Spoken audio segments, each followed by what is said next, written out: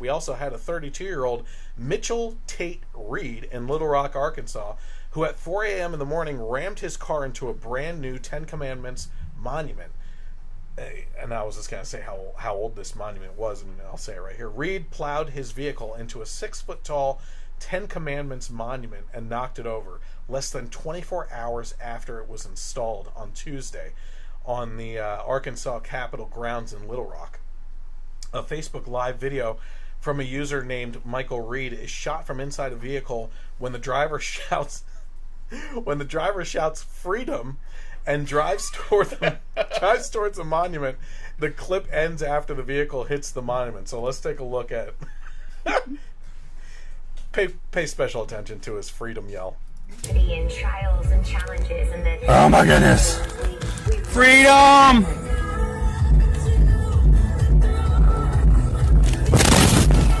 Oh, yeah. What a pathetic freedom yell. Freedom! Freedom! Freedom!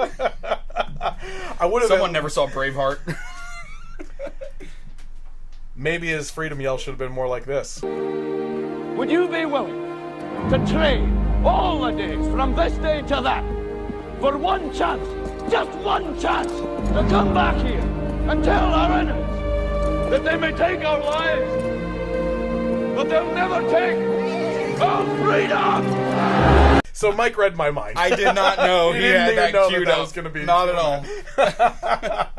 So one of the things that this what is his name? Michael Reed or something? Michael Tate Reed, yeah. Mm-hmm. So what he said in one of his videos, I guess before or after this incident, he said, I'm a firm believer that part of salvation is that we not only have faith in Jesus Christ, but we obey the commands of God and that we confess Jesus as Lord.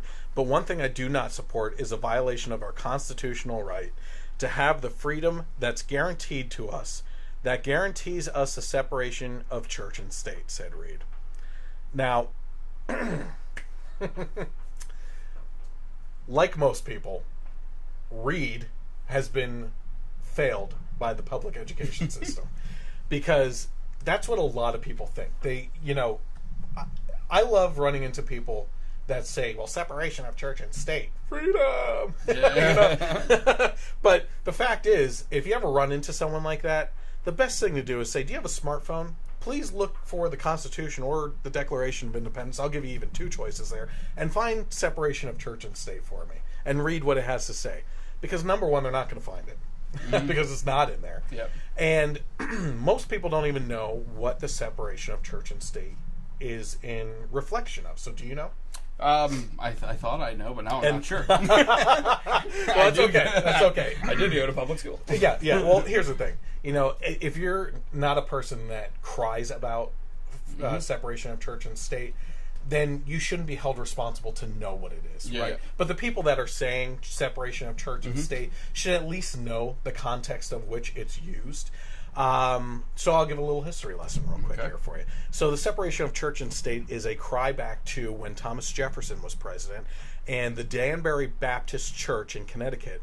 The members wrote to Thomas Jefferson and were concerned that the government would be interfering with their religious practices. Okay. Mm-hmm.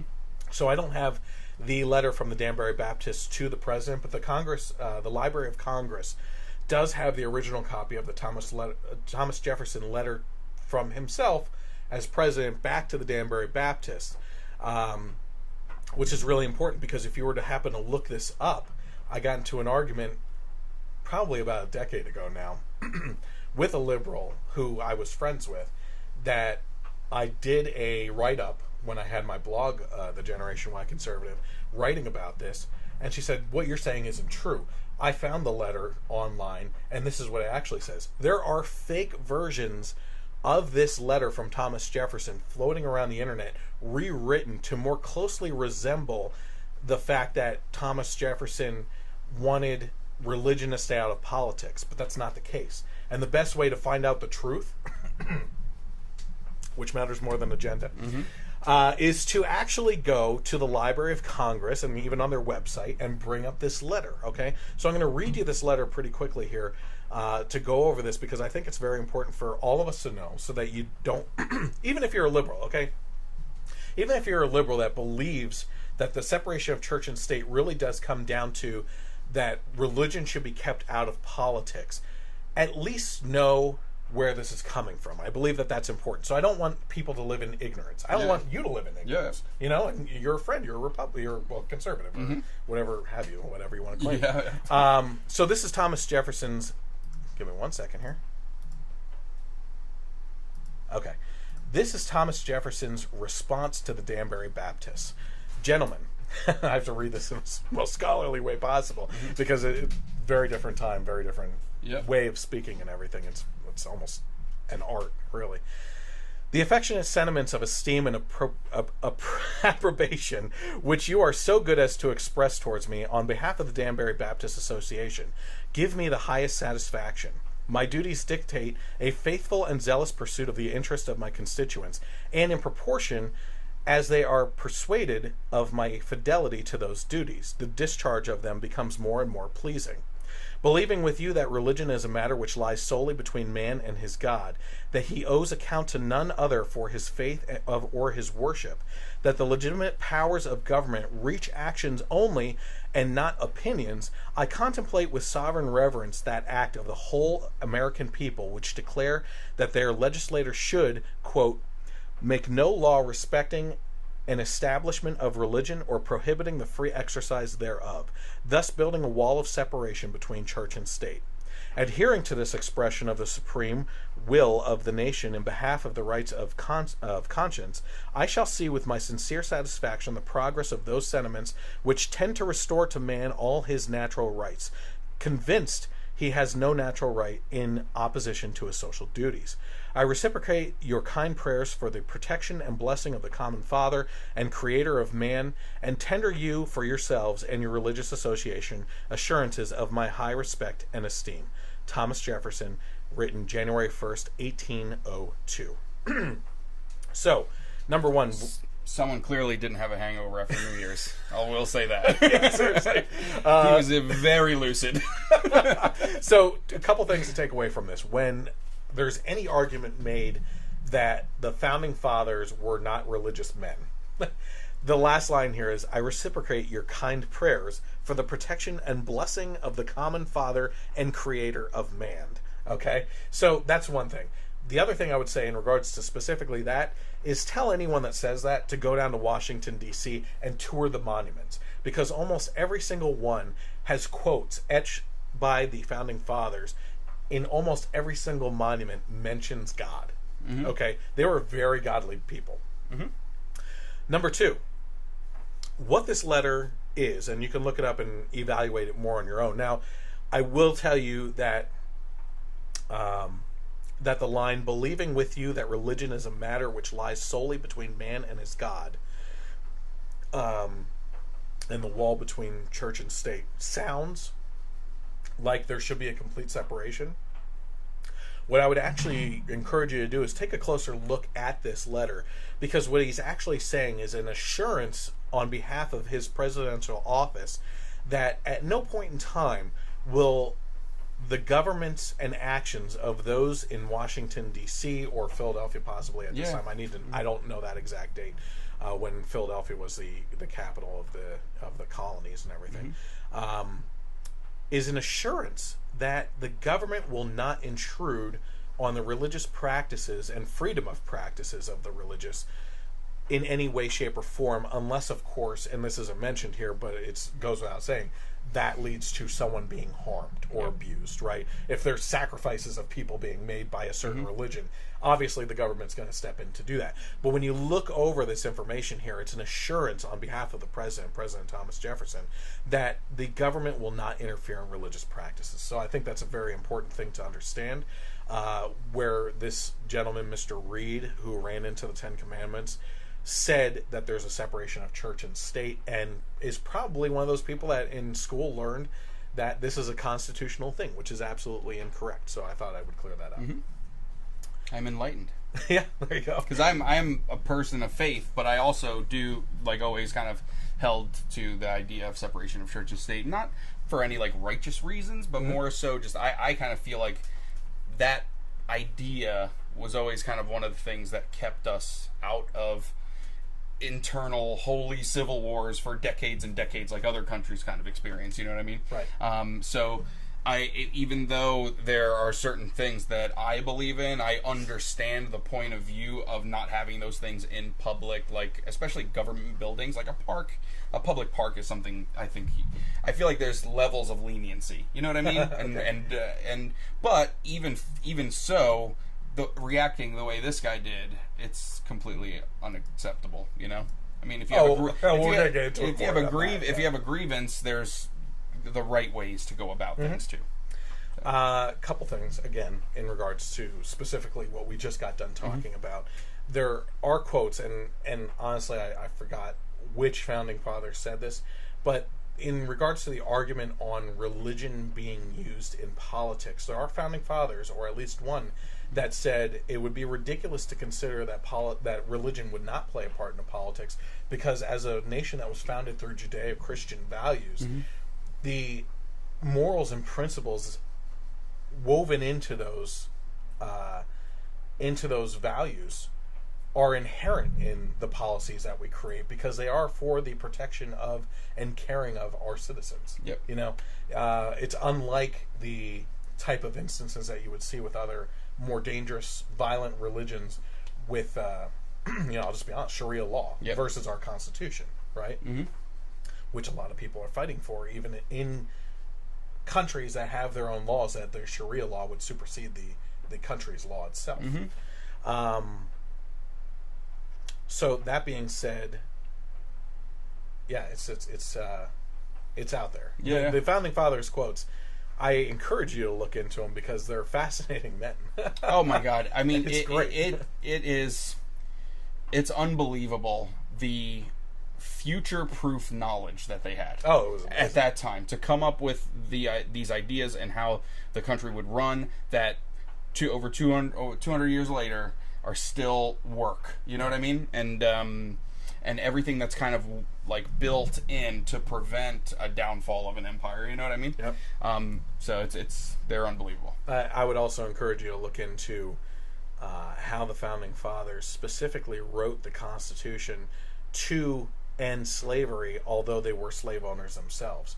And that's always the biggest argument from people on the left or people of color that hold to this victimhood mentality of slavery generations before them, possibly even slavery that never existed in their personal family line because they came from somewhere else. Yeah. But it's amazing that, quick history lesson, from what I have garnered in knowledge on what it was, and I forget the exact number. Is it were slaves considered 3/5 of a vote or 2/5 of a vote or something? I don't remember. I think it's exactly. 3/5 of a vote, and the reason for that is because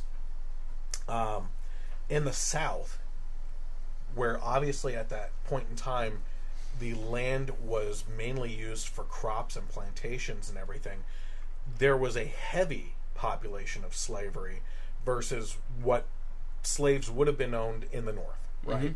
So knowing this, with the future foresight that these founding fathers had, they put in about the 3/5 of a vote, that their votes, if they were to ever be able to vote, would only count as 3/5 of a vote, was actually put into place, again, from what I've learned from this, because the slave population and the slave owner population combined heavily outweighed the North, right? Yep. So if there was ever to be a vote given to the slaves and then a vote to end slavery, if they were given full weight in vote, the slave masters could have manipulated them through force and violence to vote against ending slavery against the North. By diminishing the value of that vote, it actually gave more leverage to the North, which wanted to end the slavery. Yep. It's pretty amazing stuff. So I encourage you to look into as much history as you can, because it's not being taught out there. Yeah. You know? And again, too, here's another interesting thing. I hate to get way off topic. No, it's really cool stuff. Yep. So a lot of people, specifically against Thomas Jefferson, talk about how he owned slaves, how, what a hypocrite he is for saying that there are very good quotes out there by him saying that he wanted to end slavery, but yet he owned slaves. And people have a huge problem with this, right? Well, from my understanding, again, through the research I've done, it seems like, number one, he paid his slaves and treated them very well. on his plantation, and he actually inherited them from his uncle, I believe. Now, the reason why he never freed his own slaves is because of situations, and I don't know if 12 Years a Slave is that type of movie. Is that one where the free man up north got captured and was actually enslaved? Okay. I'm pretty sure that's what that type of situation, right? He frees his slaves from a well-intentioned situation where they're actually being taken care of, freed into a land where slavery exists and is harsher outside of his plantation, and they get recaptured by someone else and sold off into slavery under much worse conditions. And that was his fear, that the people that he had grown to care for would be savagely, harshly treated under another plantation rule. So it's interesting stuff. Once you start looking into history, because they don't tell you these things. Any other things before we keep on going to a little bit more on that? No, it's just like you said, I could read up on the founding fathers and basically just the systems that they put in place for hours. It's crazy. Great miniseries, John Adams miniseries. Okay, yeah, I saw part of it. I didn't finish it though. Yeah, you have to watch that too.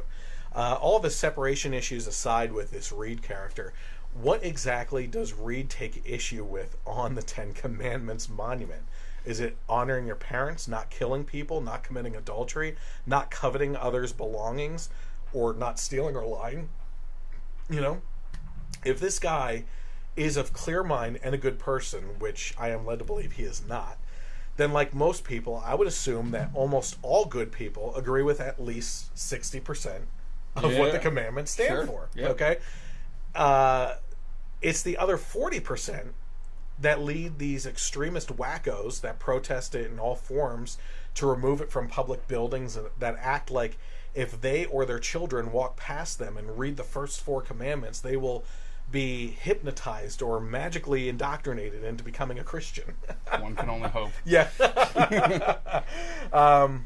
Which is funny because they are usually the first ones to jump to the defense of any other religion or social issue, to give it a public face and cry out for the First Amendment when people speak against it. Pro-choice clubs in public schools, Muslim foot baths in public spaces. So, again, it always seems to be... Was it you that was on the podcast that we were talking about how Christians are so easy to bash because we don't fight back? It's not that we don't have anything to fight back with. It's just that, unlike the religion of Sharia law, we're not going to lob your head off for criticizing us. Right? Yeah, you know what I mean? We're not going to throw you off a building. We're not going to just put you in a cage and light you on fire. So it's a backwards thinking mentality of this whole thing where, you would think, oh, well, the religion that's very peaceful and has good principles behind it, at least, we would want to criticize less. But no, they want to criticize it more because there's no fighting back. It's so backwards, It's unbelievable. Hi everyone, I want to thank you for watching this video. If you're interested in more content from the Generation Y Conservative, you can click on the most recent over here. Also, I encourage you to click on the subscribe button down here and let your friends know by sharing this channel. While you're there, I also encourage you to click on the little bell notification so that you can be notified when content is published, whether it's the Generation Y Conservative podcast or more recently, our movie reviews, which are a lot of fun. We'll catch you next time on the Generation Y Conservative.